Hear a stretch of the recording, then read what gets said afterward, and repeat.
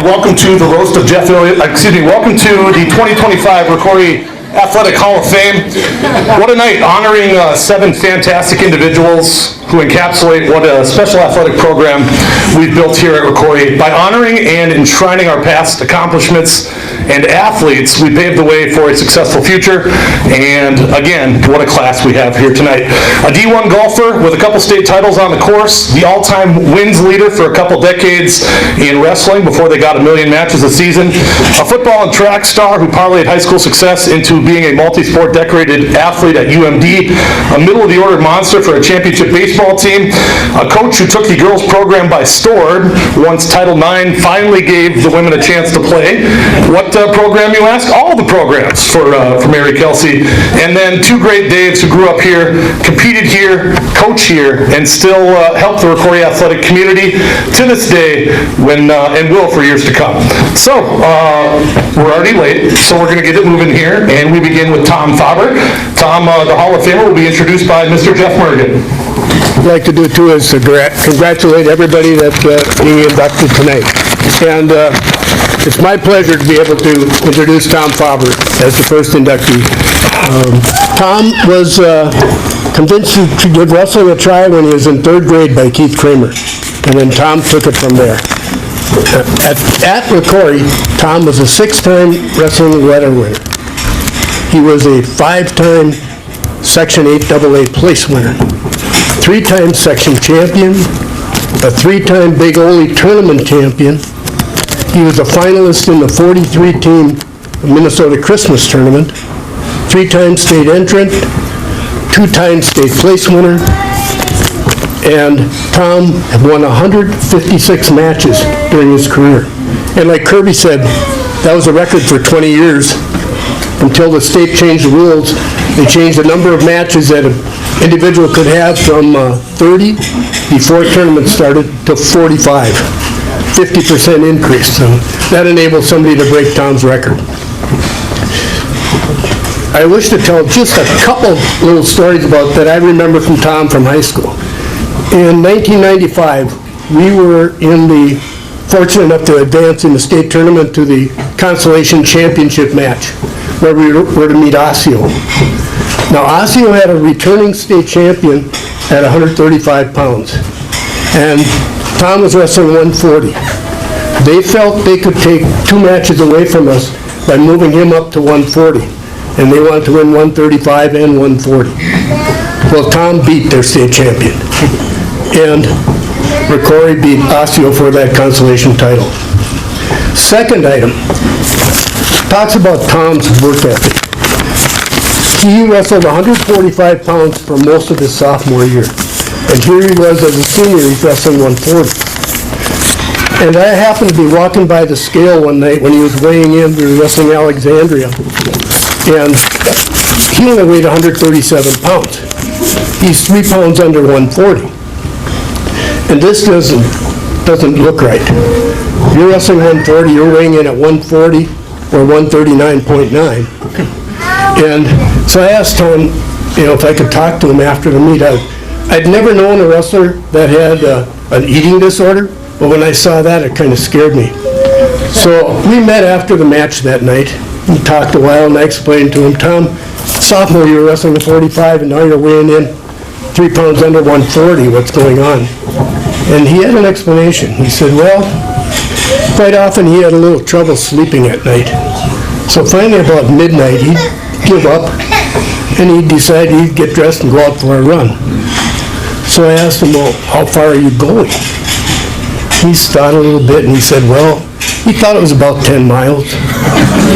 And the other thing is, during school days, we opened up the wrestling room in the morning at 6:30, along with the weight room, plus they could run laps downstairs. And they were on their own. This was voluntary. They didn't have to come in. But Tom was also a regular attendee there, along with our 2-hour practices after school. So I felt better about that afterward. And this is something that wrestlers don't hear very often. But I told Tom he had to concentrate on eating a little more. And then, Tom is still a big supporter of Rocori athletics, and especially the wrestling program. If you go out to his place, on his place, he has built a wrestling room. It's got mats, it's got wall padding, and he runs clinics in the summer for the kids. And he brings in clinicians from the University of Minnesota.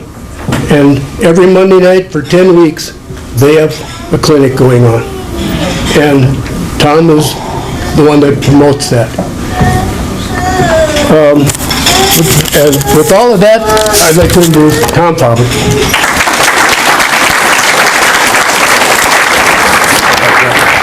Thank you. All right. I appreciate it. Congratulations, Tom. Pretty good crowd here for you here today. Got some thank yous? Yeah, we've got quite a few people here. To start off, I think, thanking Jeff Mergen, I appreciate that. I'm going to thank all my coaches, John Delosier, Craig Leeser, Greg Spanier, Jeremy Frank, and Dan Edwards is another one. Thank my parents, brother, sister, nieces, nephews, in-laws, all my friends and family that show up, much appreciated. You were part of the Rocori wrestling program in its heyday, paying property taxes at the state tournament in the early 90s. You have a couple memories along the way? I probably remember most of the times when we went down there as a team. That was always probably the most fun. Back then the whole school was there for everything, so that was a lot of fun going down there. I always remember going down to individual. I think back then the funnest thing was with the team. We had a good team and we're always competitive, so it'd be nice to get the program back to getting some kids down the state tournament as a team. It's something that we took for granted back then, so it's a big deal right now. You don't play wrestling, you work wrestling. What makes wrestling so special, Tom? I think it's a lot of things about wrestling special. I think you're kind of in your own world. You make what you make out of it. The harder you work, the more you're going to get out of it. But I think it takes I think one of the biggest things is that you take these younger kids, and the 7th and 8th graders are part of the juniors and seniors, and you're with them every day. And even as seniors, you gotta carry these young kids through. And we had a lot of that going on back then, and I still hang out with a bunch of guys that are 5 years older than me. I remember Scott Stile and Craig Leeser were seniors, and I was in 7th grade. So I was 12 and they were 17, 18, and 35 years later, I still hang out with them on the weekends. It's just a different thing, I remember when they were seniors, we went to the state tournament. They were the leaders. Nate Humbert was there. My cousin Keith. You kind of just blend in with everybody, and you don't realize later how much that means until we're here today. Mr. Mergen alluded to your dedication and kind of advancement for wrestling in the future. Do you have any advice for that next generation?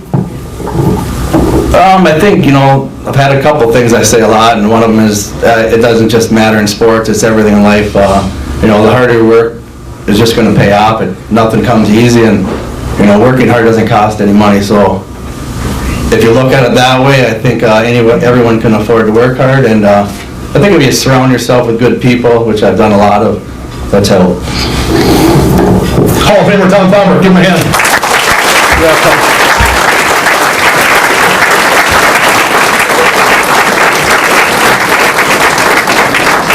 Up next we have Mary Kelsey, and Mary is being introduced by Rick Tyson.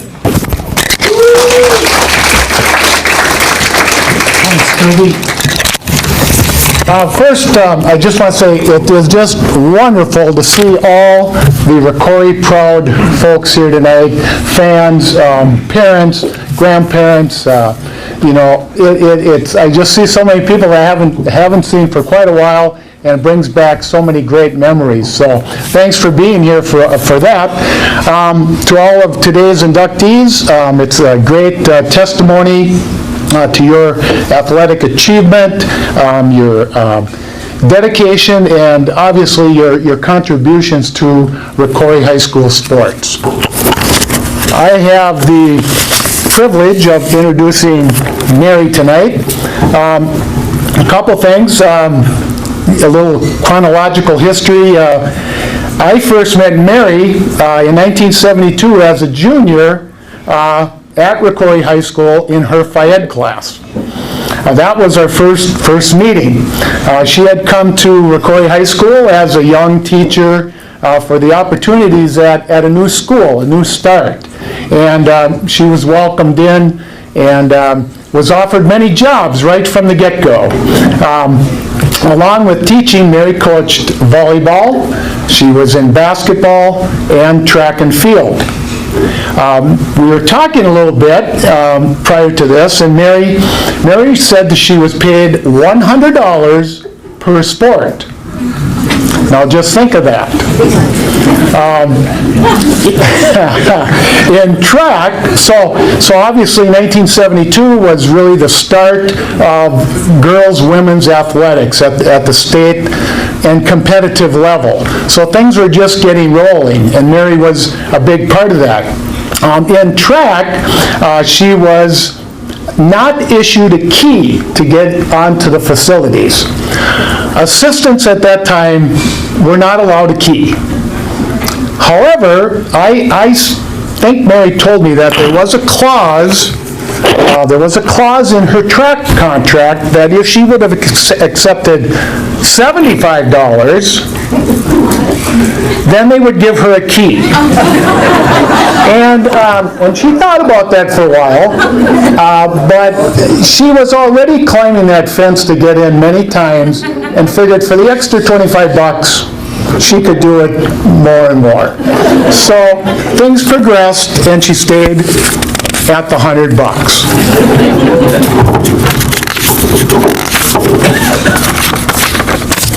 In 1976, Mary and our paths crossed again. I was attending St. Cloud State University. Mary was pursuing her graduate studies. So we saw each other on and off on campus, and our friendship continued. In 1980-81, I was fortunate enough to come back to Rocori in a teaching and coaching positions, and Mary was still obviously at Rocori coaching, and now we kind of became colleagues in the Rocori system. Our friendship has really continued strongly to this day, and Mary, I thank you for that. Mary was a true pioneer in girls and women's sports programs. 1972, as I mentioned, was the threshold in programming and development at the state and high school levels. And Mary reminded me, she said, at those days, volleyball and basketball, there were not contests, there were not games per se, there were play dates. Kind of like, the elementary kids have today. You had a play date, and they would try to get, whatever school they could, and round them up, and, can we get a game together? And I think she also mentioned that in '72, Minnesota was still playing the Iowa type of basketball, which I think they still do today, where it's kind of a half-court game. So things have really obviously developed in girls' sports. It's unbelievable. The level of play nowadays, just watching the girls' basketball tournaments, the hockey tournaments, what have you, the skill level has just gotten unbelievable. I think, in Mary's case, her unwavering dedication really propelled girls' high school athletics, in those early years, especially at Rocori. And I think we were lucky, to have her in those days. I know her for so long. She was very dedicated, gave many, many hours, climbed many, many fences to make things work. So I think, Mary is really a true Rocori Spartan from all this experience and dedication she's given us. So, Mary, with that said, would you please come up and accept your award?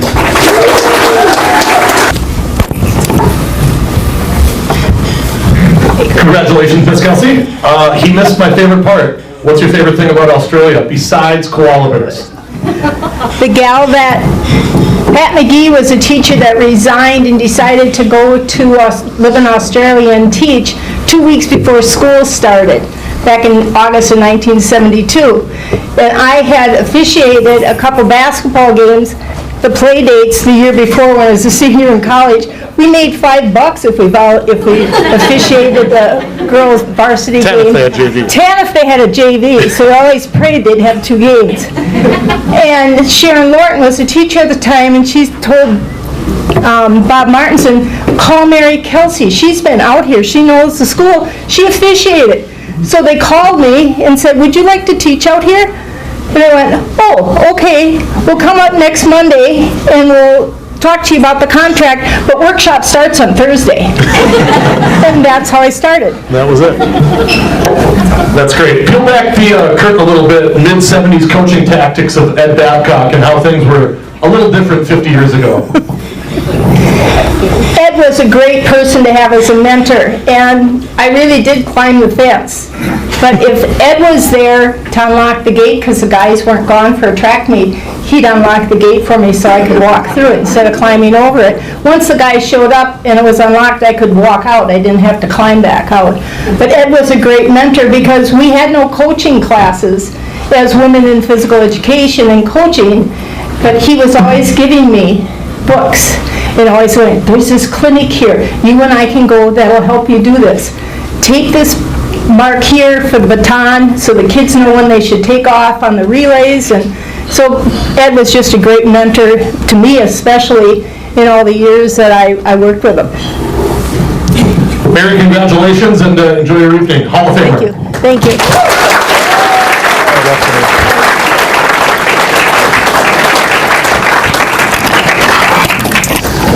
Next, we have Josh Lesh, and Josh will be introduced by his daughter, Olivia.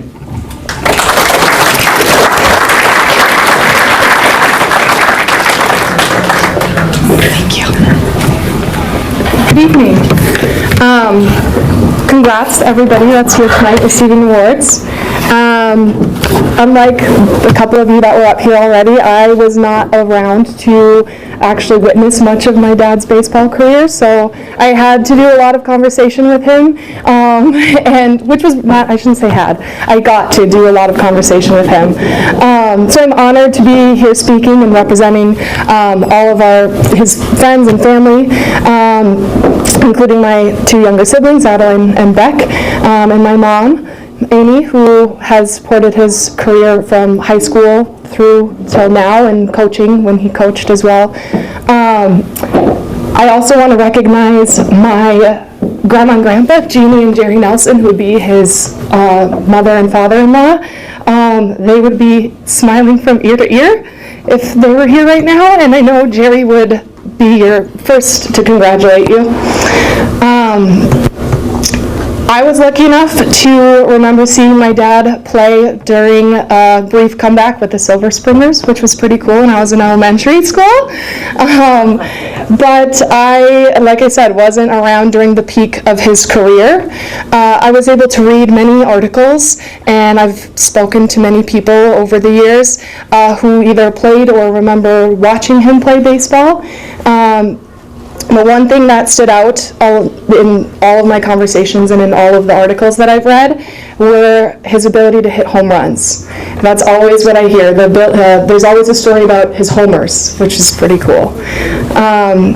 Luckily, he saved a bunch of newspaper clippings and programs and things. So in preparation for tonight, I was able to have conversations and go through and hear stories of his career with him, which was pretty cool. There's not really any other way to put it, to see all of these things and see his face light up when he's recalling all of these memories and stats. And it made me more happy for you than I already was. It was pretty hard to try and pick and choose which stories or stats I was going to share with you today, because there was a lot. But I'm going to start with his high school career, obviously, and if you ask me, it was quite the high school career. Beginning with his junior year in 1991, he had a .310 batting average and is now on Rocori's list of most stolen bases by a player and helped the team to take second at state. As a senior, he had a batting average of .386 and took his place at second on Rocori's list of most home runs batted in by a player with 32. He's third on the list of most home runs batted in by a player in one game with 5, I believe, and was awarded an all-conference player for both his junior and senior year and helped win a state title in 1992 during his senior year. He continued to play at St. Cloud State University and found himself continuing his stellar career by starting as a freshman. And during that season, he batted in the middle of the lineup, tied for the team lead in doubles and team second in RBIs, and put together a 20-game hitting streak, which at the time was the second longest in St. Cloud State history.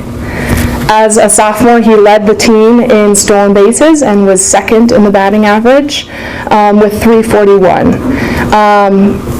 After his time at St. Cloud State, he continued to play baseball for the Cold Spring Springers, and he had made a place on the starting lineup there as a senior in high school, which I thought was pretty impressive. The Springers, as many of you know, have a reputation for many state tournament appearances, and he also made his mark there, including being on the amateur baseball list for most hits, most doubles, and twice for the most home runs, all in one state tournament game. One of those home run records was in 1999, which happens to be the same year that I was born, and I think that I was his good luck charm. I'll go with that. Without further ado, Dad, you're most deserving of this recognition, and I'm so happy for you.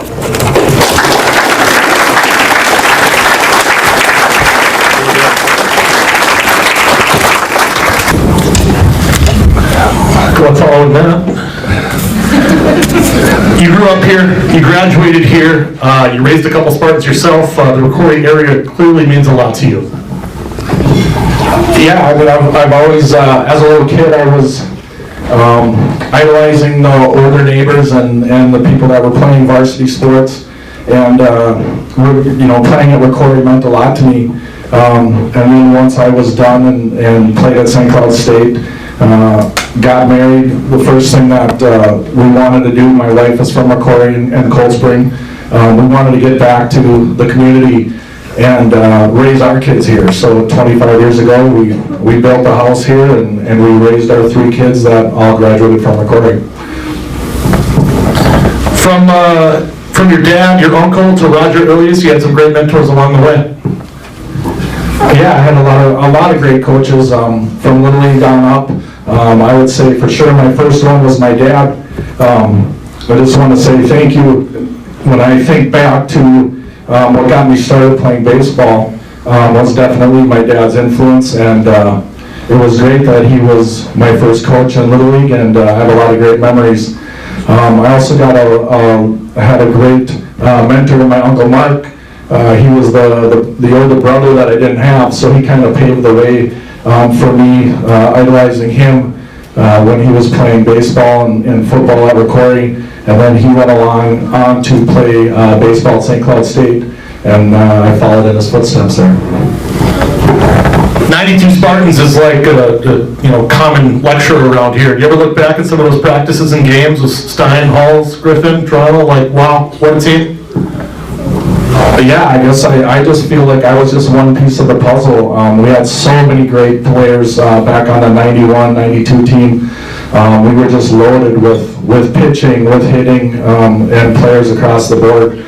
And I feel like the individual awards and that sort of thing doesn't compare to the team accolades that we took second my junior year, and we won it my senior year.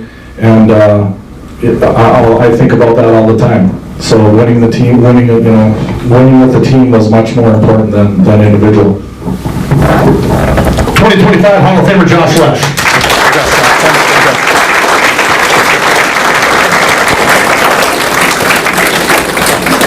Our next inductee is Amy Schmucker Rasmussen. Amy has elected Lindy Sparby to introduce her. Hi, good evening. Amy asked me to do this a couple months ago, and I thought, there has got to be someone better than me.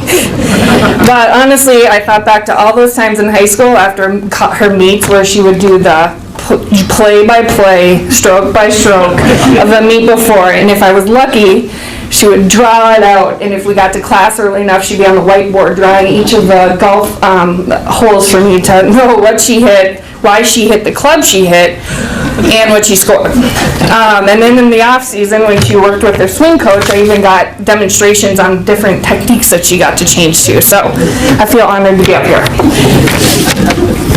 Amy and I first met when we were 4 years old at Fran DeLozier's daycare.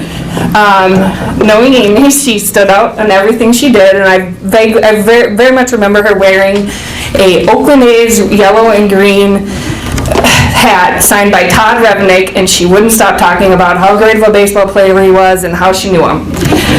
And she always wore it.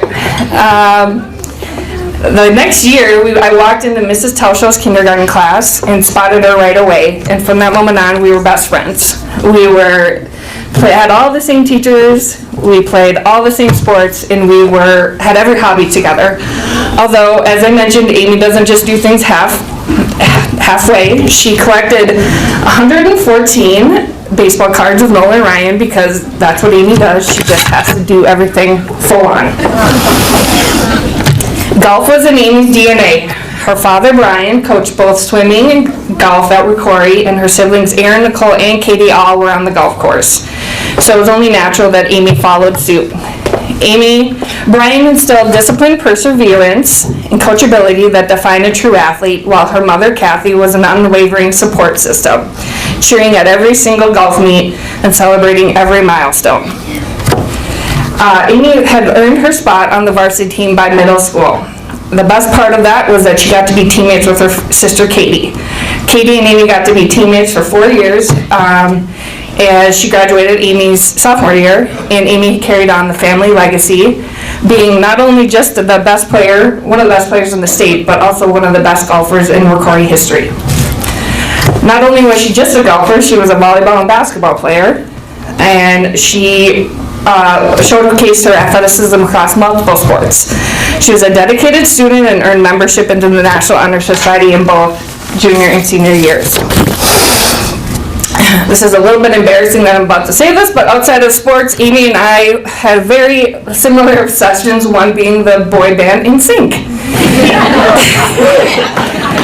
Both of us love Justin Timberlake because obviously he was the best looking and the best dancer, but we also love JC equally as much because he had the best voice. And as I mentioned, in Amy true fashion, she doesn't just do things half-assed, she does it full on. So she would learn all the choreography to all the dance moves in her basement, and then she would teach me. And then we convinced 3 of our friends to fill out the rest of the band so we could perform at our junior and senior year variety shows. Wendy, she still does this. I believe that.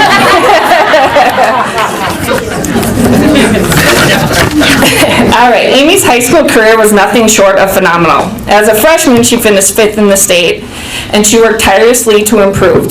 Her dad broke down her swing, tweaked her putting, and sharpened her chipping. And her dedication paid off because by her junior year, she won the Minnesota State Championship, as well as many of the summer tournaments that she competed in.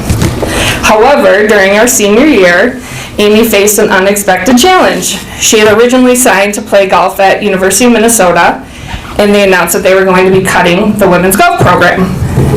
Obviously, very devastating news to Amy and the rest of us, but Amy faced it with resilience, and lucky for her, one of her best friends, Laura, played golf at University of Michigan.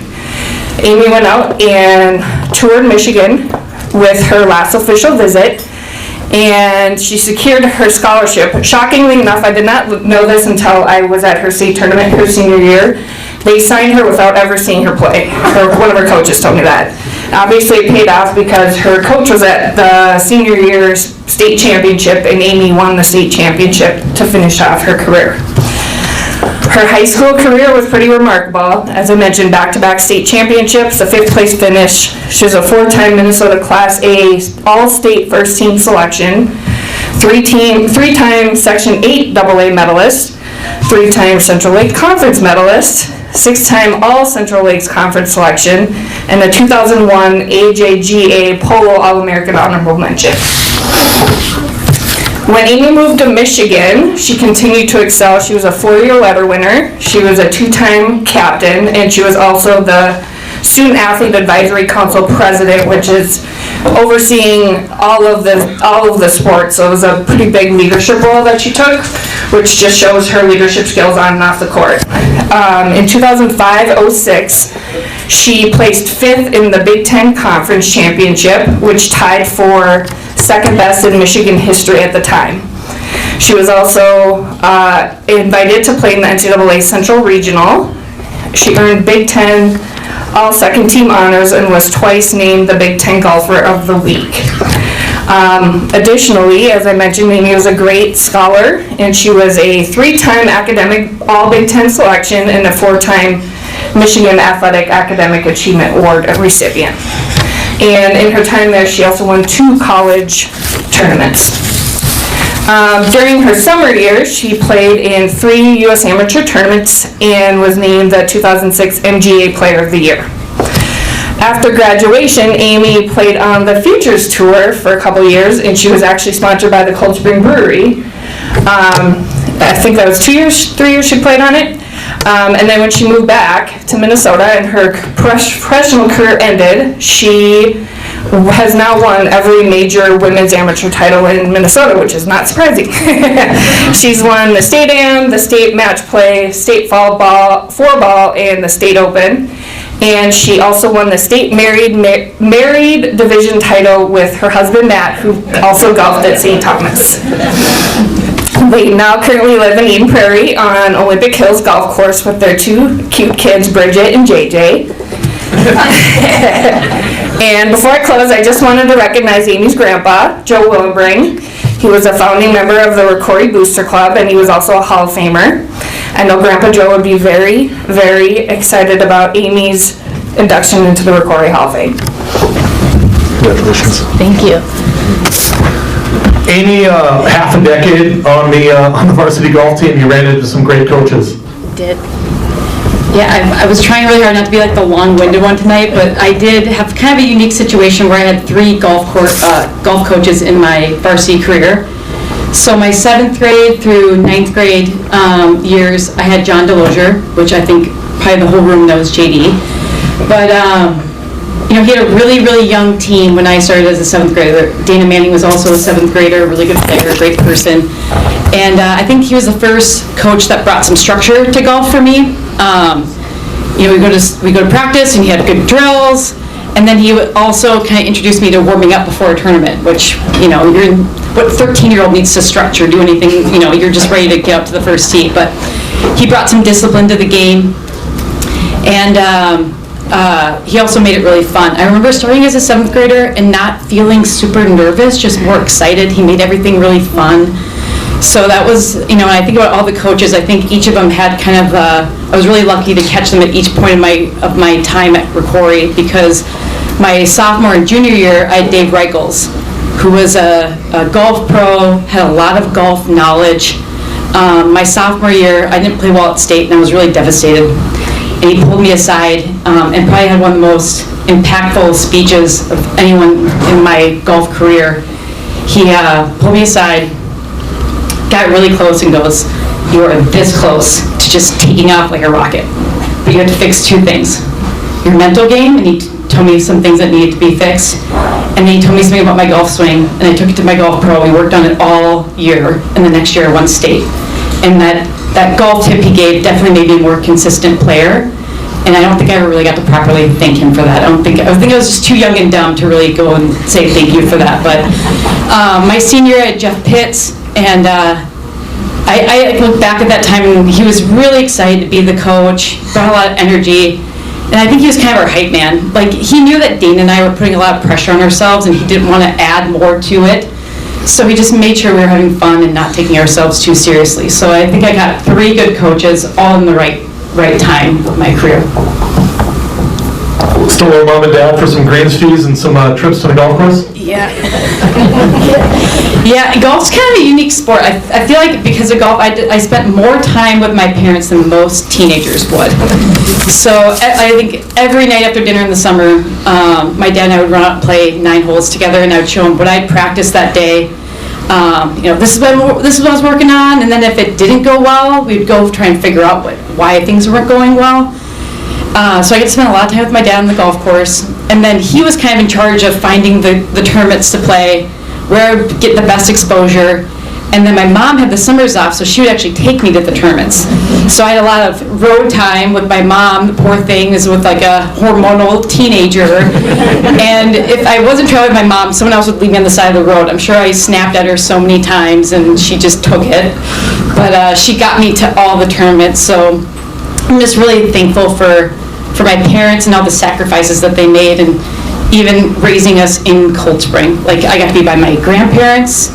I got to have the best of, Cold Spring Bakery and 2 18-hole golf courses. I don't know what other magical childhood you could have. So I'm just really thankful for Cold Spring, and this is a huge honor for me. I remember looking at the Hall of Fame wall and thinking, someday I want to be on that. So, thank you.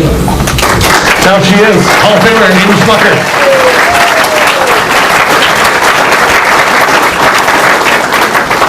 Next will be Dan Solmer. Dan is being introduced by Mark Johnson.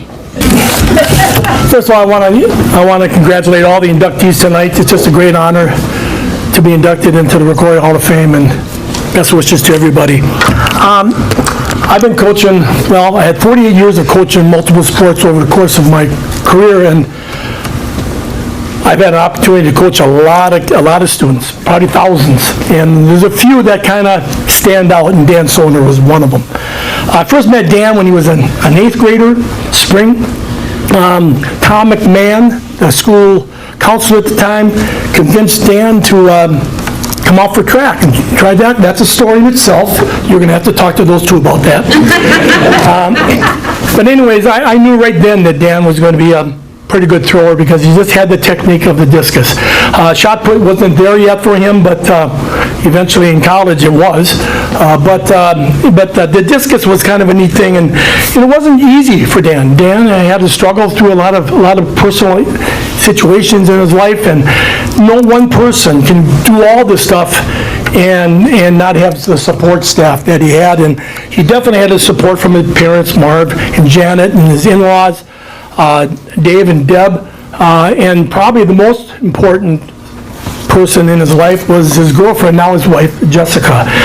That support staff made him realize what he could do, and going into his sophomore year, his attitude changed dramatically, and he became a better student. He became a lot better thrower, and just became a much more responsible individual. And I hats off to the support staff that he had. Dan succeeded very quick. Most of his in his year, and he was throwing at 9th grade. He was throwing with the best throwers in the conference and at the section level. And as a 9th grader, it was kind of nice as a coach because I have him 3 more years down the road. So it was just a lot of fun to see him succeed at that discus level. And he always was a good lifter, and that paid off dramatically as a football player as well. Not only did he succeed, as a thrower, but he also succeeded as an offensive lineman for us, and then later on up at UMD. He dominated most track meets his senior year. For an example, at the section meet his senior year, Dan had 6 throws in the discus, and at that time, the state had a throwing number of feet that was automatically, you would go to the state tournament.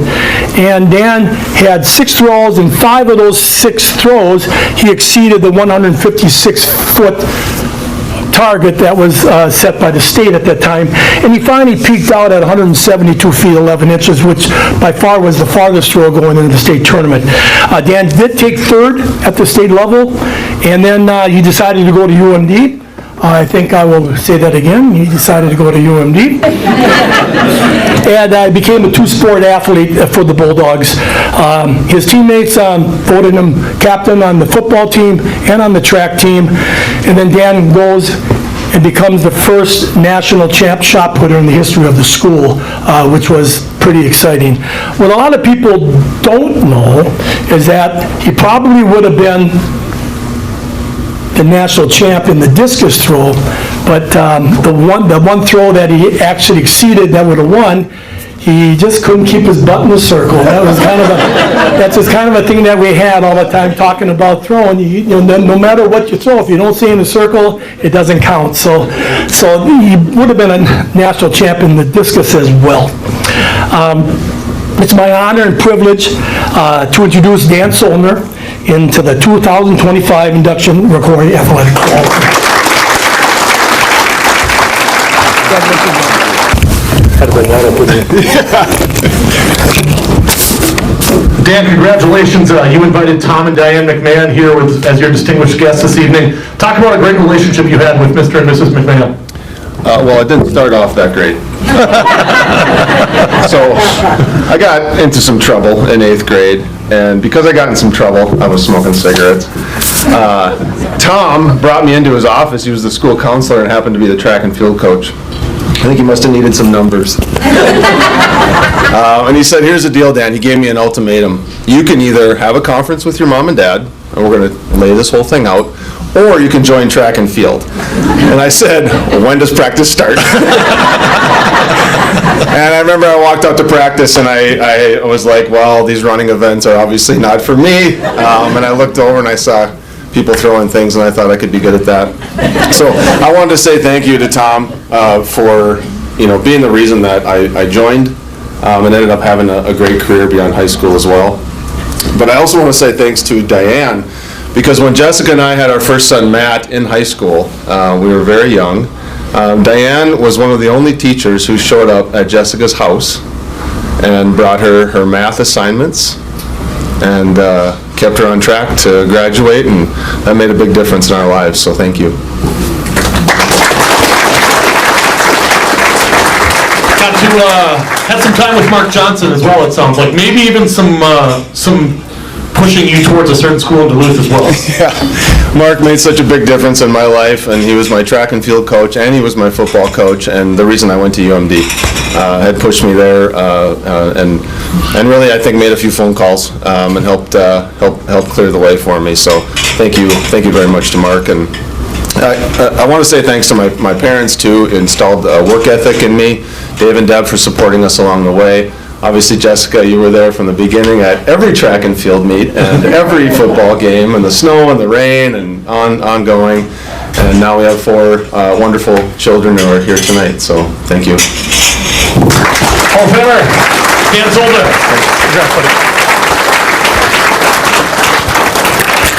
Our next inductee is Dave Rarick. Dave will be introduced by Heidi Willenbring. Okay, today I have the honor to introduce Dave Rarick. Many of you know him from being an outstanding athlete at Rocori, but also at St. Cloud State. Dave is also a great mentor, great leader, as well as a go-getter. I met Dave 6 years ago when I started coaching high school track. He is also great with the younger coaches as he wants them to succeed and will find ways to help them, whether it's giving them advice to help them or giving them good books to read that might help them. Dave made sure when he passed the torch on to the next head boys track coach that he would have them succeed by giving him everything that he had collected over his years as being the boys' head coach. He will also make sure the athletes he coaches also get a happy birthday wish or wish them good luck on their off-season sport. Dave in the off-season will volunteer his time. If there's our kids who want to work on some stars or hurdles, he will come to and make sure to supervise those athletes so they can be there to stay in shape and get some extra practice in. Last year, Dave won the Volunteer of the Year award for our section in track. This award was well deserved as he volunteered his time to make sure all the reports or anything that needed to be done for True Team or sections was all taken care of. Dave is at practice every day helping out with any event he can or take on projects that we may need help with. If there's something like a report that none of us like to do or something that needs to be set up, he'll be the first one to volunteer his time. You may also find him at almost any Rocori sporting event, whether it's working the event or they're supporting the student athletes. Thank you, Dave, for all your hard work. Dave, as an active member of the Rocori community, talk a little bit about the tremendous pride you have for this great area. Well, I guess for the people that know me, I can say I'm super proud, but more appreciative. I mean, as I look out here, I can see Mary Kelsey, Rick Dyson, Brian Schmucker, Beaumont. You know, I can go out here and I can see McMahon. People who have coached in the past, people have been in Rocori in the past, they volunteered their time. Not only, I mean, they're teachers, coaches, but they volunteered time to work off-season meets or games. If you go to a track meet and walk around and not just sit and stand and watch, if you walk around and look at all the events, there are anywhere from 30 to 50 volunteers to get a track meet to go through.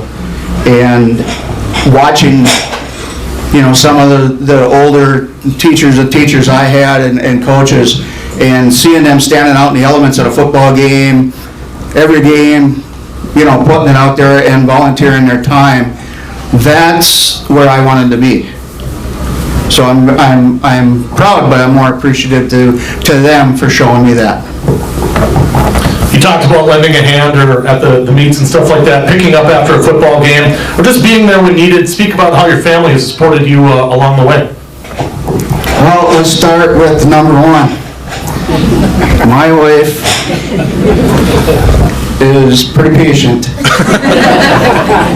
So she allows me to go off 4 nights a week, weekends, no issues. You know, as long as she has a puzzle to do, someone to go out with. We try to do a date night every week. Sometimes that gets put to a kibosh on the way home from work because I get a last minute call maybe to run a scoreboard or something like that, and she's been very patient that way. And thank you. And I want to thank really that whole center table right there. You're there because you're my support group. Whether you've helped me probably through a track meet as a volunteer worker, or coaches that have allowed me come through that back door and never left, or you've helped me with the Red River Run. I really appreciate each and every one of you at that table. In getting to know you a little bit beforehand in a phone call, it was evident, Dave, that coaches helping younger coaches meant a lot to you. Touch on that a little bit. Well, you know, first when we came to Rocori, I think it was in the early 70s, it was Ed and Mary Kelsey that really triggered that. Watching them, having them as coaches, you know, I really got to say to Brad and Kevin, you know, thanks for allowing your dad to be like a second father to me, giving up some of his time with you guys to be with me. I appreciate that. So watching these coaches do that, having these coaches with me, taking me through my career, I have always recently watched some young coaches come in and I've watched them get beat up by parents. I think as a coach and as an older coach, we need to support our young coaches coming in. We need to give them all the support we can and battle for them. It's tough out there, and there are not a lot of them out to choose from. So if we can get them in the door, we got to do everything we can to support them. Here, here. Hall of Famer Dave Rarick.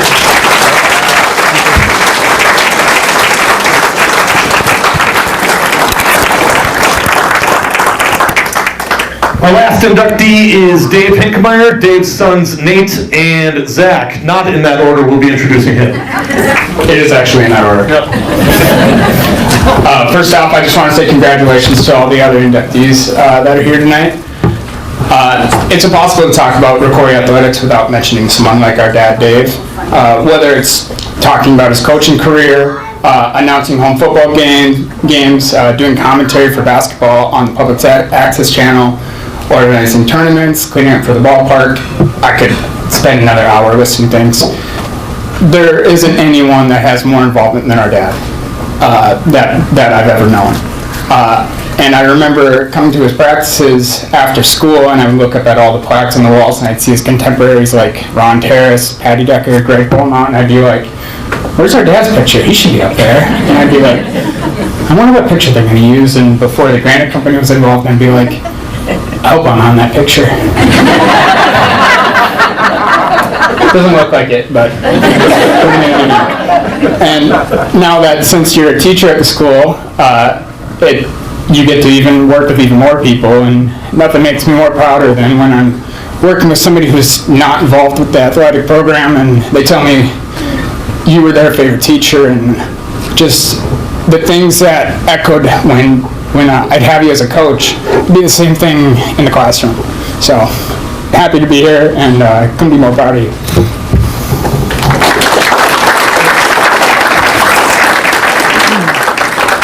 Yeah, congrats again to all the other nominees, and thank you to those of you who nominated our dad to be inducted into Hall of Fame. We'll be forever grateful. There's a lot that you could say about our dad, but the big piece that hits home for us is Coach Dad. Whether you've coached with him, against him, had a child on a team that he coached, or got to be his kid who he was coaching, it's easy to start to piece together how deserving he is to receive this honor. With him, it was always about doing things the right way. He didn't change how he coached you, whether you were the best player on the team, someone trying to crack the starting lineup, or anywhere in between. He expected effort. He taught you to play the game the right way. Laziness bothered the crap out of him. And he wasn't a coach who yelled a lot, but he was the type of coach you listened to. There was the one time you got a technical, though. I remember that. Just the one. There's another story that comes to mind too that I think exemplifies the type of coach you were. And so in 8th grade, my dad coached my team, and the basketball team, there's an A game and a B game. And I don't know who we were playing, but we beat up on the team in the A game, and their coach said, hey, we're not playing the B game. And this is in front of the gym. Their other coach and my dad got in a literal shouting match. And I remember what my dad, what you were saying was, we have these kids, they deserve to play, they are here to play, you came to our gym, we're playing. And there was a lot of back and forth in front of all the parents and players and coaches, but we were playing the game. So one of the other many life lessons you taught us was, people are measured by how they act when nobody's watching, and that was always easy for you to drive home to us because you embody it every day. We were always watching. You didn't always know it. And yeah, I speak for both of us. You've been a huge role model for both of us. We're both very proud of you. Your friends and family here are proud of you, and Grandma and Grandpa would have been too. I can't think of anyone more deserving. Congrats again. Dave, Zach mentioned your parents, Merle and Dolores. You told me that they chose Cold Spring so that you and your siblings could have that small town feel. Judging by your friends, classmates, and the old neighborhood gang that's here tonight, that say mom and dad would be very happy about their decision. I'd rather talk about that technical foul. Go ahead, floor is yours. Floor is yours. Later. We had this discussion, didn't we? I've never got one, I don't know. Yes, so Zach touched on it, Grandpa and Grandma, my mom and dad. Interestingly enough, somebody this week at school said Mom and Dad would have been very proud of you, and they indeed would have been, but I'd like to say that they'd be proud of our whole family, because all of my siblings are here, and guests with them, some of my nieces and nephews and in-laws, so thank you guys for coming. I want to mention you up front so I don't forget you also, and again, I got a bunch of people to thank. I hope I don't forget anyone, but back to my mom and dad, they would indeed be proud of us. And I remember one of the things that they told, at least me anyway, I'm guessing they told the rest of us, the rest of my brothers and sisters too, but we moved here in 1965, right? I was 2 years old. And I remember them telling us later on, not when I was 2, but later on, that they said they wanted to move to Cold Spring from St. Cloud to give us a chance, not to just be a number. And I guess I didn't realize it at the time, but the last few years it's really hit home in that, all the different opportunities that we had here. It's just unbelievable, and I'm going to echo some of the things the other guys said. But when we moved here, by the way, we've got a lot of time, don't we? Have at it.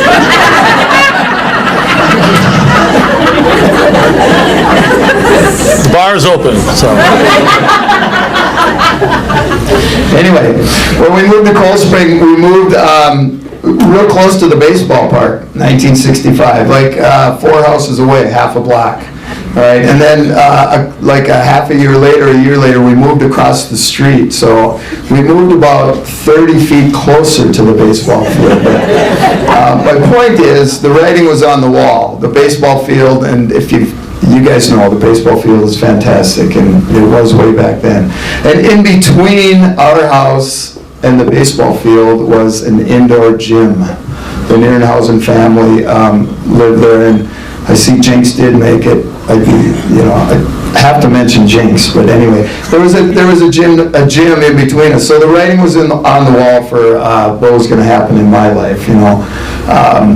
People say, do you inherit things from your parents? I'd like to think so, yes, some things, but I think I was also a product of my surroundings in that sense. So.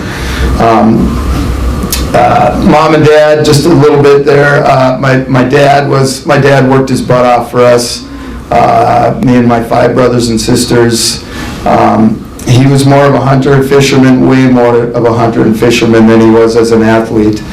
And by the way, because I'm going to forget this, sorry, I'm going all over the place here, but I am not up here because I was a great athlete. I was very average, and Jinx and Stan and the rest of you guys can attest to that. And anybody else, but anyway, but I do remember my dad, any chance he got, he would throw a glove on and we would play catch in the backyard. And he was not an athlete, but he did what he could, and he gave us the opportunity. He gave me the opportunity. And then my mom, so a lot of you guys know my mom. A couple of you guys have came to me tonight and remarked about my mom, and thank you for that. My mom was, she was just a fantastic person. I don't think she knew how to say no. And I remember growing up, and I think my brothers and sisters can attest to this too, that if you ever needed something, you always went to Mom. You never went to Dad. And she even if she got close to saying no, it was always, wait till your dad gets home. So Mom and Dad and my siblings, and then the kids in my neighborhood. I have 2 different groups here, people that I grew up with.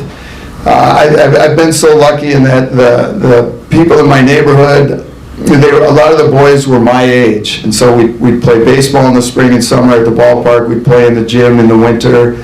And I was always the little kid on the block. I was a year or 2 younger than everybody. I was the one taking grounders, while everybody else got pitched to. But eventually I caught up to them somewhat. But that was that group there. And then going into high school, the group of friends that I had, I still hung around with them. And I was always the younger of the group, the youngest of the group. And those guys were some of the best people you're ever going to come across. They were intelligent in so many ways, some of the smartest people I know yet, and many of you are here. Maybe not all of you are the smartest people I know, but most of you were. And so thank you guys for dragging me along for a while and whatever, you know, the nights that we'd play poker when we were in high school for pennies back then, kind of going back to Mary being paid $100 or $75. We played for pennies back then. And I just learned so much from those guys, music and all kinds of things. They were into music and anyway. And then my teammates in high school, were fantastic. We did stuff together after the games and weekends, and we still get together. Stan organizes us now, and unfortunately I wasn't there. He did a NCAA thing last week, and anyway, lucky. I'm just so lucky that we could still do that stuff, and sports kind of was the start of all that. Going back to I'm circling back now to the baseball field and the gym here at Cold Spring, and you know, Mom and Dad, they made the right choice when they moved here. Got Beaumont here, a couple of decades on the hardwood with Greg, huh? Yeah, I'm gonna back up a little bit from Bo, though, but he was obviously he was a key, but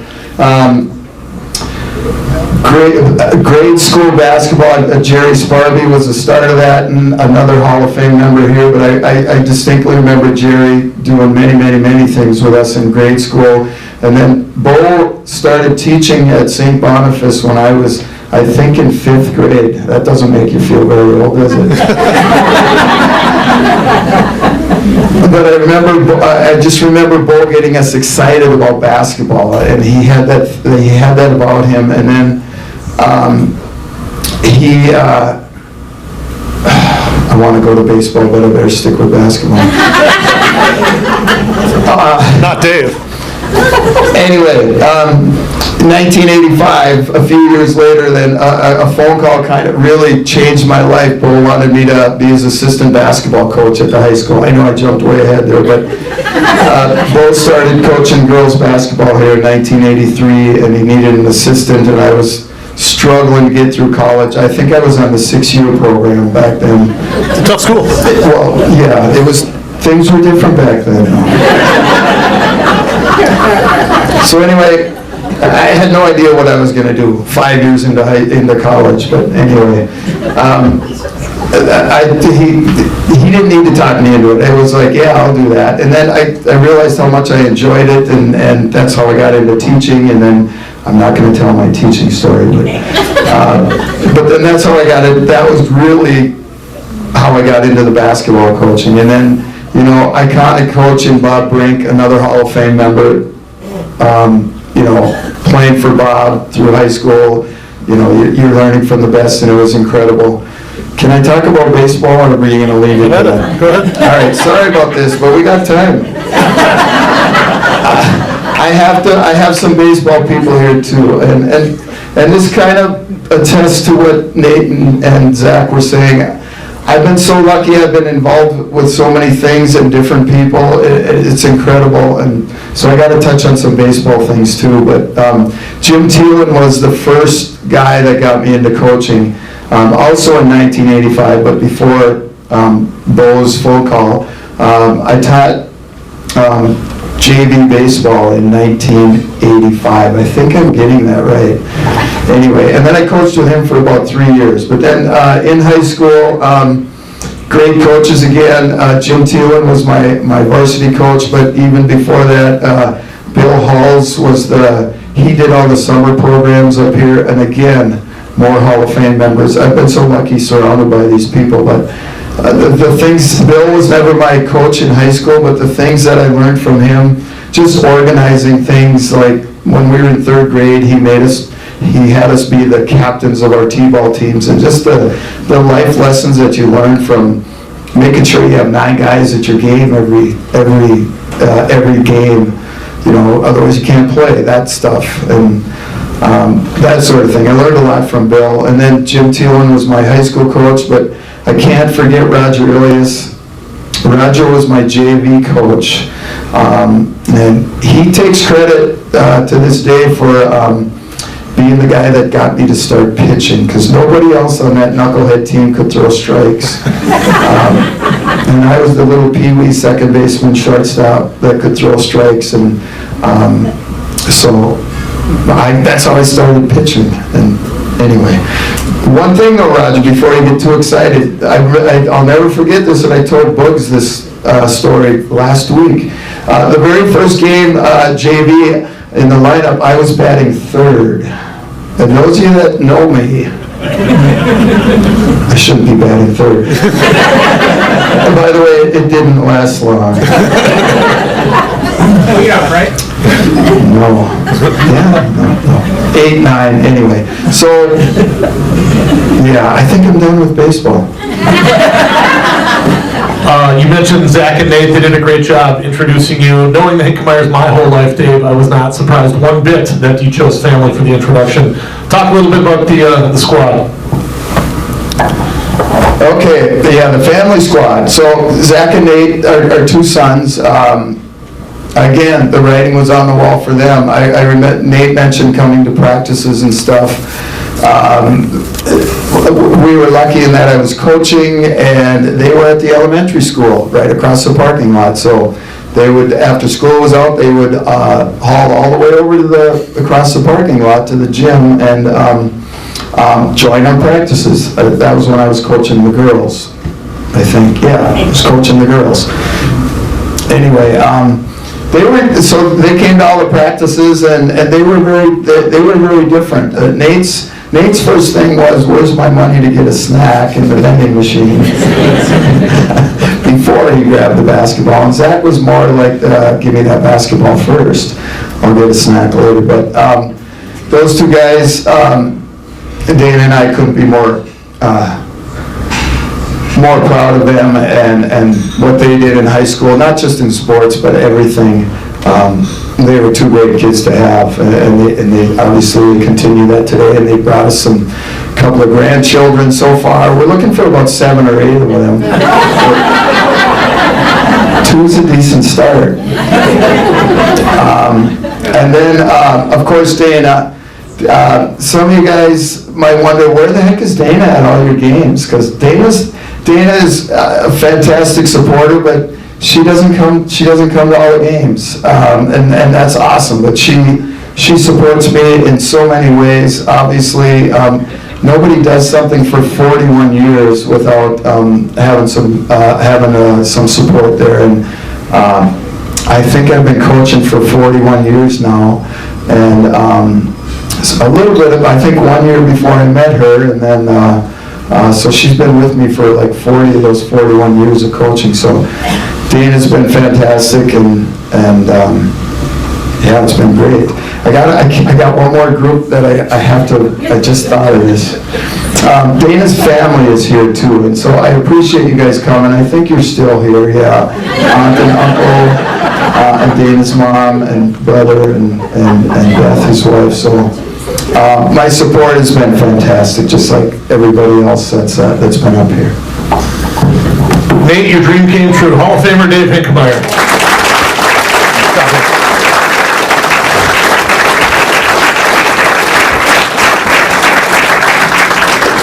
Here I was worried about you, and Hank takes the mic all night long.